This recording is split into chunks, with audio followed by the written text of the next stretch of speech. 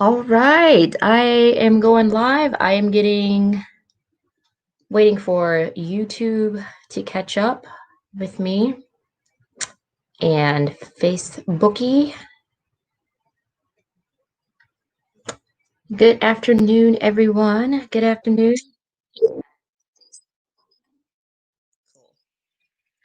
YouTube is good to go. All right, I'm gonna give some people some time to get on if they so choose to. Otherwise, I am gonna go ahead and get started. So happy to be here today. Happy Wednesday. Happy Winning Wednesday. All right. So my name is Crystal. I am your innovative solutions coach here on Casey Innovative Marketing Solutions. I'm an affiliate.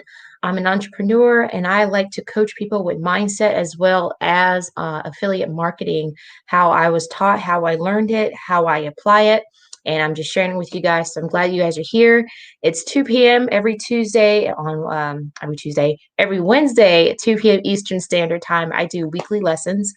Sometimes I'll go live, and sometimes I will already have a recorded lesson depending on how everything goes, but it's always there every Wednesday. And then on Saturday at 11 o'clock, I have what's called Innovative Recess. And whether I'm in my office talking to you guys or whether I'm, out and about, the whole point is that you guys just get to see me out and about as an entrepreneur and what that life looks like, a little bit of that laptop lifestyle and, what I do on a regular basis. So, but I'm glad you're here. Let's see who's online. Let's see. We got some viewers on YouTube and on Facebook, it looks like. All right, well, I'm going to get started. Thank you. If you're joining me, put hashtag live, where you're from. And if you're catching the replay, put hashtag replay. So today I want to talk about 3 ways on how you can become a powerful influencer. 3 ways on how you can become a powerful influencer. So we know we always think about celebrities in this case of being a powerful influencer, of being famous, being well known, but that's not necessarily what I'm talking about. I'm talking about in the aspect of being an influencer, as in you bring value, you impact people, and not so much that you're famous because you don't have anything to offer. There's a lot of people who are famous and they don't bring any value. It's not necessarily meeting a need for someone. They're just purely there to entertain. We're not here to entertain. I'm not here to entertain you. So I look at myself as an influencer because I bring value. And so when you want to talk about being an influencer, you want to make sure that you're bringing value to the table. You're bringing people what they want. So let's dive into 3 ways on how you can be a powerful influencer. So one of the ways that you can be a powerful influencer is, first, be knowledgeable in what people want. Be the go-to person and be the source in which people can be able to say, this person knows what they're talking about. Let's go to them. You want to make sure that at least you're taking the time to research the area that you're in, your niche, so you know what people are looking for. I am going to look at a little bit of my notes. You want to take the time to put yourself out there. For instance, like when I started, nobody knows who I am. Nobody knows my name when I started. But I wanted to be a powerful influencer. So what I started doing is started learning about affiliate marketing, started applying it, and then I started teaching it. And how I started teaching it was actually choosing a platform, choosing Facebook at first, creating content lessons as like today, and creating videos. And then once I'm done with those videos, I actually post it. Now, I may not get any viewers. I may not get anybody liking my videos. Hey, Jason, thanks for stopping by.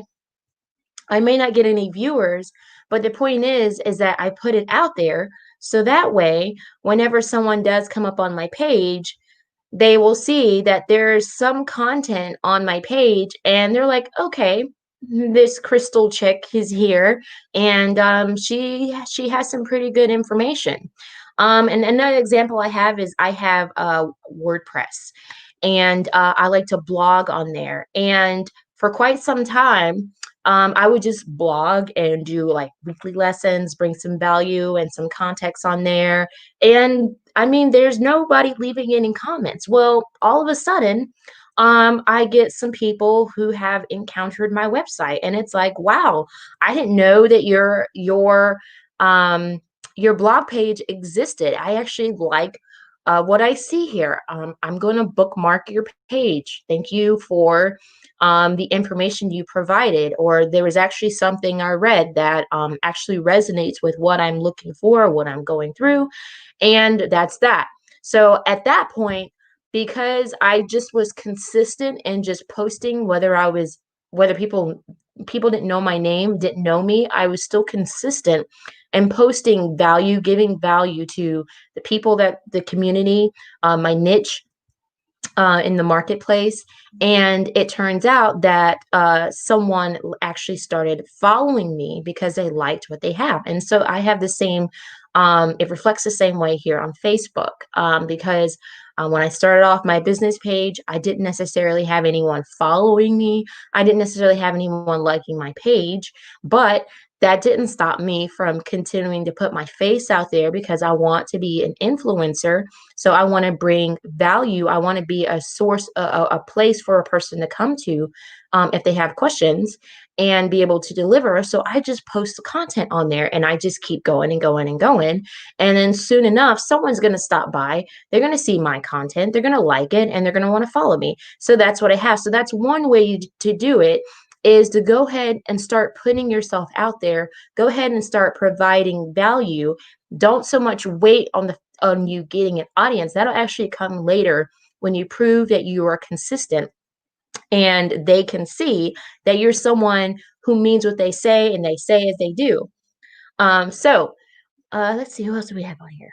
Welcome. Thank you for stopping by. I can't see your name, but thank you for checking in.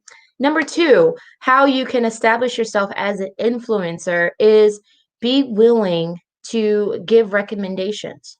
So I do this sometimes if I'm talking about books or something like that. I may give some recommendations. But what I'm talking about recommendations is you may not know always what you're talking about when it comes to a particular question or a particular niche, and that's okay. The thing is, though, is you should be willing to recommend the prospect or the person who's asking to another influencer who's more knowledgeable than you in that area. And basically, all you're doing is just establishing credibility on your end, on the fact that you are telling the prospect, I don't know what the answer is. I am going to find out. But in the meantime, I'm going to make recommendations or referral for you, so that way you get what you need. So when that prospect or that customer goes to that recommended influencer, they'll say, Crystal recommended you to me to you. And that influencer is going to be like, I'm not sure if I know that person, but awesome, thank you. And that influencer, 9 times out of 10, is going to go back and find out who you are, and they're going to check out your stuff, and they're going to be like, this seems like a pretty credible person. They may be and want to reach out and say, hey, thank you so much for that customer. I was able to help them out. What is it that you do? So if someone crosses my page that I can't help, I can recommend them to you. And that's how that works. So you are not only establishing trust with the prospect that you can't really help other than be a service to them by recommending them to someone else, but you're proving to be a trustworthy person, and the influencer that you recommended is going to also see you as an influencer and a person of trust and authority, simply because you sent them over a prospect, giving and acknowledging the fact that they have something that they can offer that prospect that possibly you don't have. So you are automatically being recognized as a person of credibility, trust, respect, and being an influencer. So that's the second way, is just being willing to recommend, to send someone on their way that is going to get the answers that they need before where was I going with that? Brain fart. Number three, be willing to answer questions that people have. So You want people to be able to come back to you. In order for people to be able to come back to you, you need to be able to know what people need. Hey, thanks for tuning in. So put hashtag live if you're tuning in, or if you catch the replay, you can put replay. If you can't stay forever. You want to make sure that you get the information that you need. So if some random people start coming to you and they say, well, you look like you're in my field of interest. These are the questions XYZ. Can you help me? Your answer is yes, you can help them. Another way how you can be a person who is able to answer questions is be willing to be a problem solver. So you know that people have problems out there, and you need to be willing to have solutions or at least resources to be able to guide that person in the right direction. And this time, you actually want to be the person to do it. Again, you want to establish yourself as that go to person, like number one. It might be a little bit more time consuming on your end to be able to search for what people need. And that's okay. That's whether that's working online or being out in the industry with brick and mortar. You want to know what your customers want to be able to address their pains, their issues, the problems that they have. You want to make sure that you build up your knowledge base, so whenever they come to you, you can actually help them out versus referring them like you had to do in number two.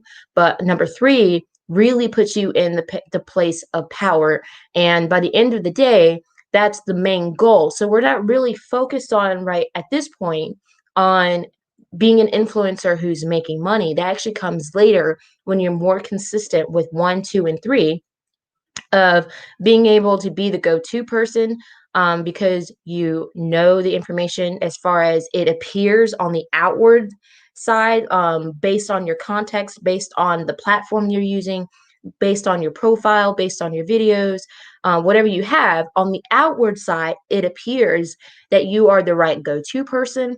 Number two, making recommendations. It sounds like you know what you're talking about, but even if you don't know, whether you decide to tell your prospect or something you don't know, you go ahead and bridge that gap by making the right recommendations on where they need to go. So that way they get their questions answered or their problem solved by another influencer. That influencer is going to be able to look at you and go, okay, this person not only has brought me a customer or a sale, but I'm going to want to return the same favor if there's a customer that comes my way that I can't help. Now, maybe so often you might run into, an influencer who's going to always say they know. They'll say they know everything, and you may not get a recommendation from them. But I really think that that's very, very slim. You do have influencers and gurus who try to take it all, but I would say in most cases, when you're dealing with people, because people trust people, and your businesses boom and build because of people, because of each other, that recommendation is going to go a long way for that other influencer. So they're most likely going to be bringing people back to recommend you because you did the same thing for them. And then number three is being willing to solve people's problems or have those questions answered. Instead of doing number two so much, you actually took the time to build up that information to figure out what the problem is. So that way you can actually deliver for that person. You actually have a service for them that you could give them, or a product to give them, and then you have a sale. And again, that is something that's long term, being that you are consistent. So those are the three things that I wanted to leave with you guys on three ways of being a powerful influencer. And this means a lot to me because I kind of feel like I'm really in the heart of finally things speeding up a little bit for me, because I've been consistent enough when I started off, because you got to start somewhere, that it's like crickets. Okay, but you can't base your business off of necessarily of how everybody's responding or how many numbers or whatnot is happening. You have to be able to trust the process. You have to be able to follow the blueprint and keep going at a decent amount of a time length to be able to gauge if there's anything that you're doing wrong, or it's just a matter of things like the Facebook algorithm, the YouTube algorithm, noticing that you're doing this on a regular basis and now you are deserving of viewers. So they're going to start sending people your way, and then it also depends on how comfortable you as a person are getting as far as putting your content out there, putting yourself out there.